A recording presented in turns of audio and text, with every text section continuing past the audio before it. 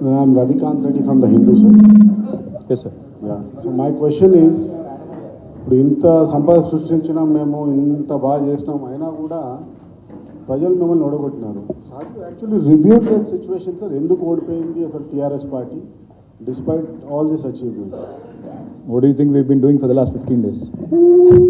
Of course we've been reviewing, Ravikant garu ప్రతి గెలుపులోనూ పాఠాలు ఉంటాయి, ఓటమిలో గుణపాఠాలు ఉంటాయి. డెఫినెట్గా చాలా అంశాలు ఉన్నాయి, ఒకటి రెండు అని చెప్పను. కానీ ఇప్పుడు నేను చెప్పాను కదా మీకు, భారతదేశంలోనే అత్యధికంగా జీతాలు ఇచ్చాం ఉద్యోగులకి. కానీ ఆ ఉద్యోగులకు ఈ జీతాలు అత్యధికం అనే మాట మేము సరిగా ప్రచారం చేసుకోలేకపోయినాం. అత్యధికంగా భారతదేశంలోనే నిరుద్యోగులకు ప్రభుత్వ ఉద్యోగాలు ఇచ్చాం, కానీ చెప్పుకోలేకపోయాం, వాళ్ళ వరకు ఆ విషయం చేరలేకపోయింది. జరిగింది ఏమి అంటే, పెద్దలకు సామెత చెప్తారు, నిజం కడప దాటే లోపల అబద్ధం ఊరంతా తిరిగి వస్తుంది. జరిగింది అది. ఉద్యోగాలు ఇచ్చి చెప్పుకోలేకపోయినాము. యూట్యూబ్లో కొంతమంది బట్టకాల్చి మీదేసే ప్రయత్నం చేస్తే దాన్ని నివారించలేకపోయినాము. తద్వారా కొంత నష్టం జరిగింది తప్ప, మీరు అల్టిమేట్గా ఆలోచిస్తే రవికాంత్ గారు 1.85% తేడాతో మేము ఓడిపోయాం. అందులో మాకు దాదాపు ఒక 7-8 సీట్లు 4-5 వేల కంటే తక్కువ మెజారిటీతో పోయినాయి. కాబట్టి ఇదేదో మాకు రౌట్ కాదు, ఘోర అపజయం కాదు, కేవలం ఒక చిన్న స్పీడ్ బ్రేకర్ మాత్రమే. అందుకే ఆ కాన్ఫిడెన్స్తోనే చెప్తున్నాను. ఆల్రెడీ ఇప్పుడున్న పరిస్థితుల్లో ఇప్పుడు ఏం జరుగుతూ ఉందో ప్రజలందరూ గమనిస్తూ ఉన్నారు. అలవి కానీ వాగ్దానాలు, తెలిసి తెలవక ఇష్టం వచ్చినట్టు చెప్పడం, ఇవన్నీ గమనిస్తున్నాను. నేను అందుకే రాష్ట్ర ప్రభుత్వానికి నేను ఒకటే కోరుతా ఉన్నాను, మీరు విజయవంతం కావాలని మేము కోరుకుంటున్నాం. మీరు ఇచ్చిన ప్రతి హామీ నెరవేర్చాలని కోరుతున్నాం. 100 రోజుల్లో చాలా చేస్తామని చెప్పారు. మరి 100 రోజుల కౌంట్ డౌన్ ప్రారంభమైంది. తప్పకుండా 100 రోజుల్లో ఇచ్చిన అన్ని హామీలు అమలు చేయాలా. మొన్న ఆల్రెడీ 4 మడతేసినారు. నిరుద్యోగ భృతి ఇస్తామని చెప్పి మేనిఫెస్టోలో పెట్టినారు. మొన్ననేమో ఉప ముఖ్యమంత్రి గారు మేము అనలేదని మాట అన్నారు. సో ఇట్లా ఎన్నో అంశాలు ఉన్నాయి. 6 గ్యారంటీలు కాదు రవికాంత్ గారు, 412 హామీలు ఉన్నాయి. మేము లెక్క తీసినాం. మా పార్టీ తరఫున కూడా ఒక షాడో టీం ఏర్పాటు చేస్తాం. అంటే డిపార్ట్మెంట్ బై డిపార్ట్మెంట్ ఒక షాడో టీం మేము ఏర్పాటు చేస్తాం. వేరే దేశాల్లో షాడో క్యాబినెట్ అంటారు అనుకుంటా. సో అట్లాంటిది కూడా మా లెజిస్లేచర్లో కూడా ఏర్పాటు చేసుకుంటాం. తప్పకుండా ఈ ప్రభుత్వ ప్రతి శాఖలో, ప్రతి రంగంలో వీళ్ళ పనితీరు, వీళ్ళు ఏమేం చేస్తున్నారు, ఎట్లాంటి నిర్ణయాలు తీసుకుంటున్నారు, వాటన్నిటిని నిశ్చితంగా ప్రజల పక్షాన, అందుకే నేను చెప్పిన చివరి మాట అదే, ప్రజల పక్షాన్ని నిలబడతాం. ఒక దీపస్తంభంలాగా మారిన తెలంగాణని ఆరనివ్వం, పడిపోనివ్వమని చెప్తా ఉన్నాం. సరే, రాజకీయాల్లో గెలుస్తామని ఆశిస్తాం. పోటీకి పోయినప్పుడు ప్రతిసారి గెలుస్తామన్న కాన్ఫిడెన్సే ఉండే.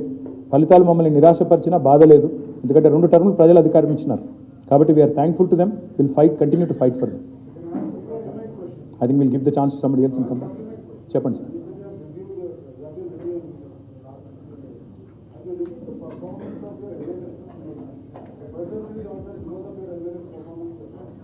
I'll get into the detail at a later point. ఎందుకంటే we have reviewed everything, but it has been mostly internal. అందరితో చాలాసార్లు ఈ మధ్యకాలంలో కలుసుకున్నాము, మాట్లాడుకున్నాం, but mostly it has been internal. I think elaborate on that later. KTR garu, నా పేరు రాములు అండి, 6TV బ్యూరో చీఫ్. అంటే మీరేమో లక్షల కోట్లు చేసి అంతకంటే ఎక్కువ అభివృద్ధి చూపించామని చెప్తున్నారు. కేవలం కల్వకుంట్ల కుటుంబ కమిషన్ కోసమే ఇన్ని లక్షలు అప్పులు చేశారని చెప్పి ప్రస్తుత మంత్రులు చెప్తున్నారు. ప్లస్ మీ మంత్రి జగదీష్ రెడ్డి ఖచ్చితంగా జైల్లోకి పంపిస్తామని కూడా ఆ జిల్లా మంత్రి చెప్తున్నారు. రాములు గారు, నేను ఒకటే అంటున్నా, మేము ఆల్రెడీ శాసనసభలోనే డిమాండ్ చేసినాం. సాగునీటి మీద చర్చలో డిమాండ్ చేసినాము, శ్వేతపత్రాల విడుదలలోనే డిమాండ్ చేశాం. అధికారం వాళ్ళ చేతుల్లో ఉంది. వాళ్ళ అధికారాన్ని మరి ప్రజలకు సేవలు అందించడానికి, ప్రజలకు ఇచ్చిన హామీలను నెరవేర్చడానికి వినియోగిస్తారా, లేదా కక్ష సాధింపు కోసం వినియోగిస్తారా, అది వాళ్ళ విఘ్నత. మాకు ఏ రకంగా చేసినా మాకు అభ్యంతరం లేదు. ఏ ఎంక్వైరీ అయినా, ఏ కమిషన్ అయినా, ఏ రకమైన ఆదేశం ఇచ్చుకున్నా వాళ్ళు మాకు అభ్యంతరం లేదు. మేమే డిమాండ్ చేశాం కదా, మీరు ఎంక్వైరీ చేయించండి అని మేమే అడిగాము. చేయమనండి, తప్పులుంటే బయట పెట్టమనండి, తప్పకుండా అన్నీ ఎదుర్కొంటాం, న్యాయపరంగా ఎదుర్కొంటాం. హెచ్ఎంటీవీ, మీరు ప్రభుత్వ రంగంలో 1,60,000 ఉద్యోగాలు కల్పన చేశారు, ప్రైవేట్ రంగంలో 15 లక్షల ఉద్యోగాలు కల్పన చేశామంటున్నారు. యువత మీకు ఈసారి ఎన్నికల్లో దూరమైందని భావిస్తున్నారా? యువత కొన్ని విషయాలు, ఎందుకంటే ఇప్పుడే నేను చెప్పినట్టు ఏమైందంటే, ఒక నిజం అనేది కడప దాటే లోపల అబద్ధం ఊరంతా తిరిగి వస్తుంది అన్నట్టు కొంత అట్లాంటి దుష్ప్రచారాన్ని నమ్మినట్టుగా అనిపించింది చాలా చోట్ల. కాకపోతే దాన్ని సవరించుకోవాల్సిన బాధ్యత మా మీద కూడా ఉంది. కొన్ని డెఫినెట్గా కొన్ని ఆ రోజే స్పందించుంటే బాగుండేదని అభిప్రాయం ఉంది. ఇప్పుడు దాని లోతులోకి నేను పోను. డెఫినెట్గా కొన్ని మా తరఫున కూడా కొన్ని చిన్న చిన్న తప్పులు జరిగినాయి, పొరపాట్లు జరిగినాయి, వాటిని సవరించుకుంటాం, ముందుకు పోతాం. ఐ థింక్ ఇక ఇదే చాలా సావధానంగా డీటెయిల్గా వచ్చినట్టుంది. కాబట్టి ఇంకా మీరు మళ్ళీ ఇంకెక్కడెక్కడికో వెళ్ళిపోతే మీకు కష్టం, నాకు కష్టం. కాబట్టి వదిలేద్దాం, ఇక్కడికి లంచ్కి వెళ్ళిపోదాం. శ్రీనివాస్ రెడ్డి ఫ్రీలాన్స్ జర్నలిస్ట్ అండి. శ్రీనివాస్ రెడ్డి గారు, మీరు సంపద సృష్టించారని లాస్ట్ క్వశ్చన్ సంపద సృష్టించారని చెప్తున్నారు. సంపద సృష్టించినప్పుడు అంటే జీతాలు కూడా సరిగా ఇయ్యలేకపోయారు అనేది ఒకటి ఆరోపణ, మరి అప్పులు ఎందుకు పోయారు అనేది వారి ప్రధాన ఆరోపణ. మళ్ళీ అదే చెప్తున్నా బ్రదర్ నేను. ఫస్ట్ ఆఫ్ ఆల్ నిరర్ధక అప్పులు, ప్రొడక్టివ్ సెక్టర్ మీద పెట్టే పెట్టుబడి, రెండింటికి వ్యత్యాసం గమనించండి. పెరిగిన సంపద కూడా చూడండి అనేది ఒకటి.